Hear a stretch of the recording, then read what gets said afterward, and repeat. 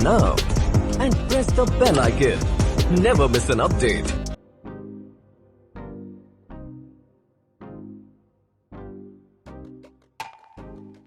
Hi friends, it's me Harinder Pal Singh, आपका दोस्त and आपका होस्ट।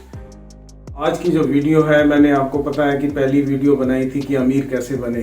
तो अमीर बनने के उपलक्ष्य में या उसके संदर्भ में एक बात मैंने आपको बोली थी कि म्यूचुअल फंड के थ्रू कोई भी आदमी अमीर बन सकता है।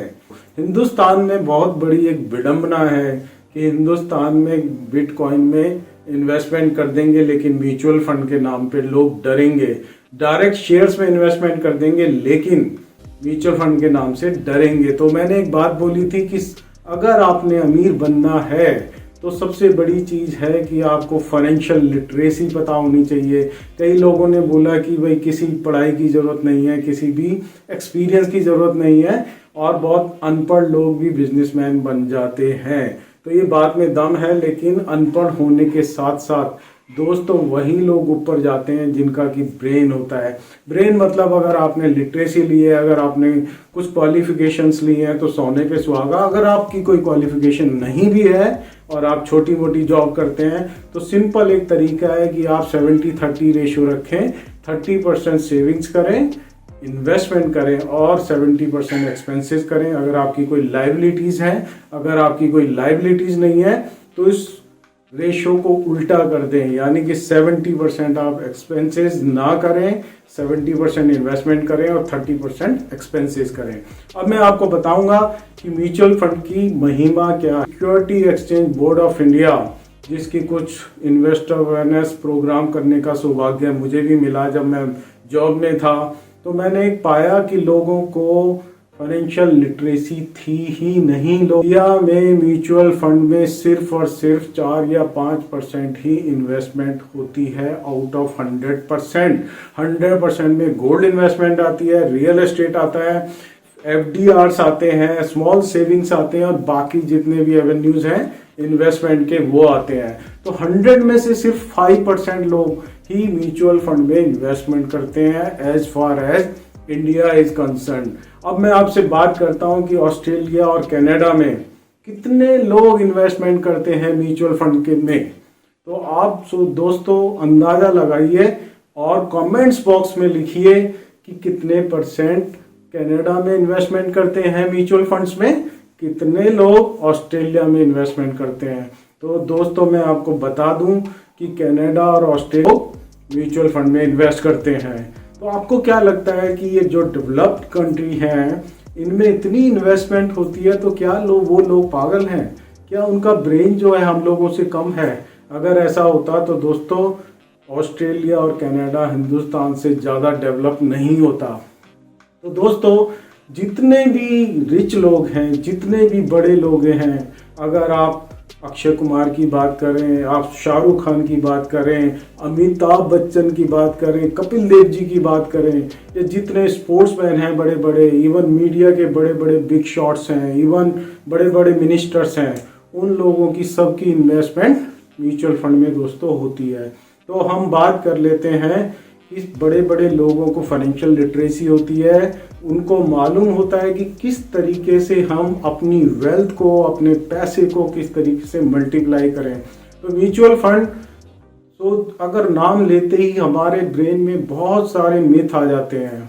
जो आम आदमी है जिसको म्यूचुअल फंड के बारे में नहीं पता, उसके दिमाग में कई मिथ आते हैं कि म्यूचुअल फंड में इन्वेस्टमेंट करने के लिए तो बहुत सारा पैसा चाहिए मुझे, उसके लिए मुझे बहुत बड़ी नॉलेज चाहिए, उसके लिए मेरा रिस्क होना चाहिए।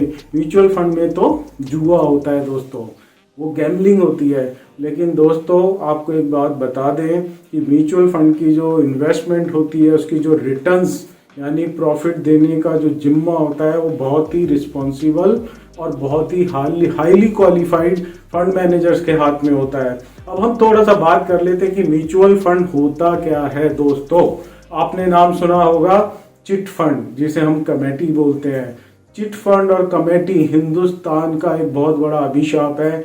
आप लोगों ने देखा भी होगा कि बहुत लोगों को ठगते हुए, बहुत लोगों को रिस्क लेते हुए, लेकिन क्या करें, जितने भी दुकानदार और बिजनेसमैन हैं वो मैंने अपने एक्सपीरियंस में देखा जब मैं इंडिया के ओल्डेस्ट म्यूचुअल फंड का पार्ट था, कि अधिकतर लोग कमेटी में ही पैसा लगाते हैं। कोई 2 लाख की कमेटी, कोई 1 लाख डालते हैं।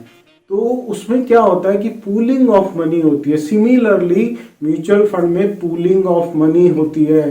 बहुत सारे लोग इकट्ठा होते हैं और वो म्यूचुअल फंड की किसी स्कीम में इन्वेस्ट करते हैं। कोई 5,000, कोई 50,000, कोई 5 लाख, कोई 5 करोड़, अपनी अपनी हैसियत के हिसाब से इन्वेस्टमेंट की जाती है। और बहुत सारे म्यूचुअल फंड तो ऐसे भी हैं दोस्तों कि अगर आप 500 रुपये भी इन्वेस्टमेंट करना चाहते हैं SIP की शेप में, तो 500 रुपीज़ देकर भी आप म्यूचुअल फंड में इन्वेस्ट कर सकते हैं। मैं कई बार मजाक में बोला करता था जब मैं इन्वेस्टर अवेयरनेस प्रोग्राम करता था कि अगर आप बिजनेस करना चाहते हैं तो बिना किसी तामझाम के, बिना किसी दुकान के, बिना किसी गोदाम के, बिना किसी इंसान मतलब बिना किसी एम्प्लॉयज के, बिना आप लोग म्यूचुअल फंड में इन्वेस्टमेंट करके अपना बिजनेस स्टार्ट कर सकते हैं। अगर आप सैलरी क्लास हैं, आप जॉब करते हैं और आपको लगता है कि मेरे बाप दादाओं के पास तो इतना पैसा नहीं था कि मैं बिजनेस कर लेता, तो दोस्तों म्यूचुअल फंड में बड़े ही आराम से अपनी जॉब करते हुए भी आप अपनी बिजनेस स्टार्ट कर सकते हैं। आपको लगेगा कि ये मैं क्या बोल रहा हूँ कि बिजनेस कैसे कर सकते हैं। तो देखिए, अगर आपको मान लीजिए किसी को फर्स्ट सैलरी मिली है और उसको मिले हैं 10,000 रुपये, छोटे से बात करते हैं क्योंकि हिंदुस्तान गरीबों का देश है और यहाँ पे मिडिल और लोअर मिडिल क्लास ज़्यादा हैं, तो उन्हीं के हिसाब से बात करते हैं। जो लोग बड़े हैं उनके लिए बहुत कुछ है कमाने के लिए, लेकिन जो मिडिल क्लास है, छोटा बंदा है, उसको पैसा कैसे कमाना है, अपने पैसे को कैसे मल्टीप्लाई करना है, तो वो आदमी अपना SIP 500 रुपये से भी स्टार्ट कर सकता है। म्यूचुअल फंड में एक चेतावनी लिखी होती है कि mutual funds are subject to market risk, please read all related documents before investment. तो बिल्कुल सही बात है, जैसे सिगरेट के ऊपर लिखी होती है। लेकिन क्योंकि ये बिजनेस है, यहाँ पर क्या होता है कि जो भी इन्वेस्टमेंट होती है वो डिफरेंट सिक्योरिटीज, डिफरेंट स्टॉक्स या शेयर्स में इन्वेस्टमेंट होती है। तो उसकी वजह से क्या होता है कि मार्केट जो है हिंदुस्तान की, क्या पूरे वर्ल्ड में, उसकी फितरत होती है कि वो जिग जैग करके ही चलता है, यानी वॉलेटिलिटी होती है, कभी नीचे कभी ऊपर। तो हम लोगों में एक बहुत ही अजीब सा है हिंदुस्तान में कि या तो हम सीधा ही फर्श पर आ जाते हैं। फर्श मतलब या तो हम FDR, स्मॉल सेविंग्स यानी फिक्स डिपॉजिट्स में इन्वेस्टमेंट करते हैं। फिक्स नाम आते ही वही बात आ जाती है कि फिक्स सैलरी। और एक दूसरा है अर्श, या फिर सीधा ही चले जाते हैं बिटकॉइंस, शेयर्स, डेरिवेटिव्स, कमोडिटीज। इन दोनों के बीच में भी दोस्तों एक गैप है, उस गैप को म्यूचुअल फंड भरता है दोस्तों। तो मैं आपको बोलूँगा, अगर आप शेयर्स में इन्वेस्टमेंट करना चाहते हैं या अपना बिजनेस स्टाइल में रिटर्न्स लेना चाहते हैं, तो better to go for mutual funds. Mutual funds में हर तरह का प्रोडक्ट होता है, सेफ भी होता है, थोड़ा रिस्की भी होता है। तो सिंपल सा फॉर्मूला है, high risk high returns, low risk low returns, middle risk यानी बीच वाला रिस्क तो बीच वाली रिटर्न। हर तरह के प्रोडक्ट्स अवेलेबल होते हैं और ये सारा का सारा रिस्पॉन्सिबिलिटीज लेता है आपका फाइनेंशियल एडवाइजर और आपका फंड मैनेजर। तो मैं आपको यही बोलूँगा, अगर आपका कोई फाइनेंशियल एडवाइजर अच्छा है तो यू आर लकी गाई। आप उसकी कंसल्टेंसी से, उसकी सजेशन से इन्वेस्टमेंट कर सकते हैं और अपने पैसे को मल्टीप्लाई कर सकते हैं। तो म्यूचुअल फंड्स क्या होते हैं? पूलिंग ऑफ मनी, कि कुछ लोग इकट्ठा होते हैं, पैसा इकट्ठा करके वो स्कीम में डालते हैं और स्कीम में फंड मैनेजर अपनी जगह डिफरेंट जगहों पर इन्वेस्टमेंट करता है। गवर्नमेंट सिक्योरिटीज भी हो सकती हैं, शेयर्स भी हो सकते हैं, डेरिवेटिव्स में भी किया जाता है कई जगह। और उसके बाद जो रिटर्न्स होती है उसको वापस क्लाइंट्स को दे दिया जाता है जिस जिस शेयर में उनकी इन्वेस्टमेंट होती है। तो इस तरीके से हम क्या करते हैं, हिंदुस्तान के लिए अपने देशभक्ति भी हम दिखाते हैं कि हम इंडिया की इकोनॉमी में पार्टिसिपेट कर सकते हैं म्यूचुअल फंड के थ्रू। तो दूसरा मैं आपको बोलता हूं कि मान लीजिए कि कोई शेयर है जिसकी रिटर्न, किसी शेयर का मैं नाम नहीं लूँगा, और उसका जो प्राइस है वो 60,000 रुपये है, तो 60,000 रुपये आपके पास नहीं है, आपके पास है सिर्फ 5,000।